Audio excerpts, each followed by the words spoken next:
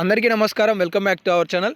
ఇప్పుడిప్పుడే లేటెస్ట్గా ఒక గుడ్ న్యూస్ అప్డేట్ వచ్చింది. తెలంగాణ రాష్ట్రంలో కొత్త ఆసరా పెన్షన్లు 4016 6016 అనేవి రాష్ట్ర ప్రభుత్వం ఎప్పటి నుండి లబ్ధిదారులకు అందించబోతుంది, ఎప్పుడు పెంచబోతున్నారు, కొత్త పెన్షన్లకి సంబంధించిన వివరణ ఏంటి అనే అంశాలకి సంబంధించి ఈ వీడియోలో మనం పూర్తిస్థాయి సమాచారం తెలుసుకుందాం. 2 నిమిషాలలోనే ఆసరా పెన్షన్లకి సంబంధించి చాలా ఇన్ఫర్మేషన్ మీరు గ్యాదర్ చేసుకోబోతున్నారు.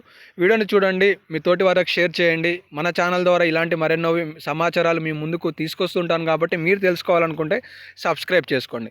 ఎన్నికల హయాంలో ప్రభుత్వం ఏం చెప్పింది అంటే, మమ్మల్ని గెలిపించండి, మీకు 4000 రూపాయల చేయూత పెన్షన్ ఇస్తాం, మమ్మల్ని గెలిపించండి, మీకు 6000 రూపాయల దివ్యాంగుల పెన్షన్ ఇస్తామని చెప్పింది. గెలిపించారు, కానీ ఇప్పటివరకు ఆ పథకానికి సంబంధించిన ఎలాంటి సమాచారం ప్రభుత్వం అందించట్లేదు. కానీ తెలిసిన విషయం ఏంటి అంటే, తెలంగాణ రాష్ట్రంలో సంక్రాంతి కానుకగా 4 శుభవార్తలు చెప్పబోతున్న రాష్ట్ర ప్రభుత్వం.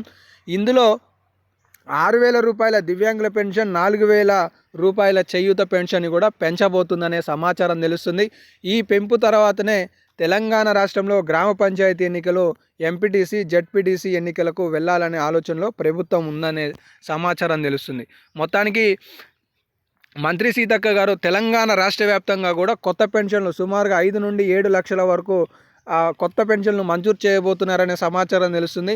తెలంగాణ రాష్ట్రంలో కూడా కొంతమంది అనర్హతతో కూడా పెన్షన్లను పొందుతున్నారని గుర్తించిన ప్రభుత్వం సుమారుగా 2 లక్షల నుండి 3 లక్షల పెన్షన్లను కూడా రద్దు చేయబోతుందనే అప్డేట్ కూడా తెలుస్తుంది.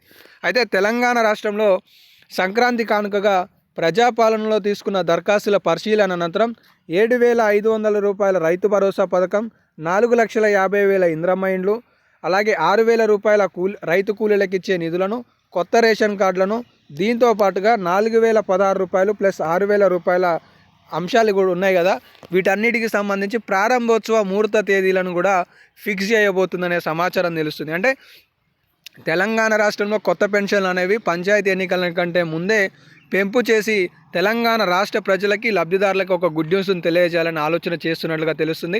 సో ప్రస్తుతానికైతే ఈ అప్డేట్స్ ఉన్నాయి. ఇంకేమైనా అప్డేట్స్ వస్తే మీకు తదుపరి వీడియోలలో సమాచారాలు అందిస్తుంటాను కాబట్టి మిస్ కావద్దు అనుకుంటే మన ఛానల్ని సబ్స్క్రైబ్ చేసుకొని ఫాలో అవుతుండండి. ధన్యవాదాలు.